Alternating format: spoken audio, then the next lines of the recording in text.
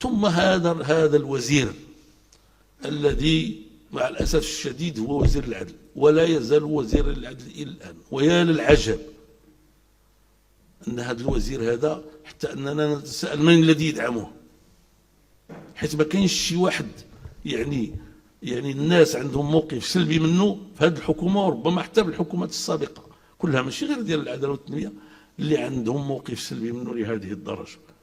هذا الوزير يعني كان كيجمع النساء ديال المنظمات النسوية، وفي بعض الأحيان يستدعي حتى الأخوات ديالنا. إذا ما كانش عنده الغرض بالأسرة، كان عنده الغرض بالنساء. كيقول لهم عاونوني باش نقدر ندير لكم هذاك الشيء اللي بغيتيه. إذا هذا واحد التوجه غربي يسير في اتجاه محاولة إرضاء النساء حسب ما يتصورنا. بطبيعة الحال هذاك الإرضاء هو واحد الإرضاء ديال المظاهر وديال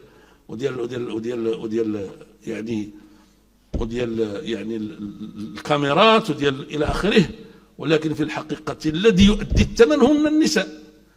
هذه الأيامات هذه راه كاينه حملة في الفيمينيست نفسهم تيقولوا يا ودي صحيح حنا ولا عندنا بوست وولينا أستاذات في الجامعات وما نعرف شنو إلى آخره، ولكن دابا عندنا 50 عام و53 عام، وحده بالخصوص الأمريكية ما عندنا لا أسرة لا أولاد لا زوج، نعيش وحدنا ونتقدم نحو نهاية العمر وحدنا مع ما يعني ذلك من سوء في ذلك المجتمع.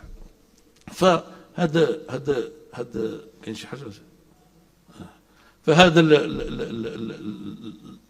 هذا السيد الوزير جاء يحاول أن يحرض النساء على الرجال، وأن يحاول أن يكتسب نقاط سياسية من هذا القبيل، وجاء يبشر بالمساواة في الإرث وإلى آخره وإلى آخره. الحمد لله جلالة الملك يعني أخذ المبادرة وأخذ الملف عنده كما يقتضيه واجبه، ودبره بطريقة يعني من خلال التشاور الطويل العريض مع مختلف الأشخاص الذين يعتبرون أنفسهم معنيين بالموضوع، ثم بعد ذلك عرضه على السادة العلماء. وهذا في حد ذاته انتصار عظيم في المملكة المغربية للمرجعية الإسلامية، لأنه اليوم أصبح يعني مقطوعا به أن المرجعية الإسلامية هي أساس في التشريع في كل ما يمس الشأن الديني. وما يمس الشأن الديني هو كثير، ولكن المهم عندنا هو هذا المكان التي رجعت والسادة العلماء اجتهدوا اجتهاداتهم.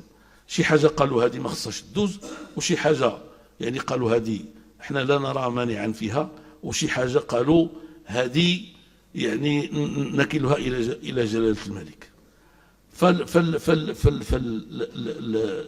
يعني جلالة الملك من اللي خدا ذاك الشيء كان يمكن له يتبناه ويصيفطوا للبرلمان، لم يفعل. كلف الوزراء المعنيين باش ينزلوا للمجتمع يشرحوا له هذا الشيء وياخذوا المصادقة ديالو، فنزلوا.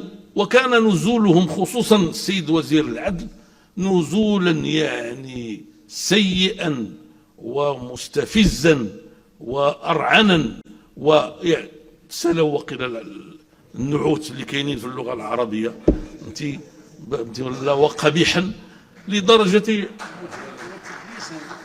بلاتي على التدليس، هذاك بوحده هذاك.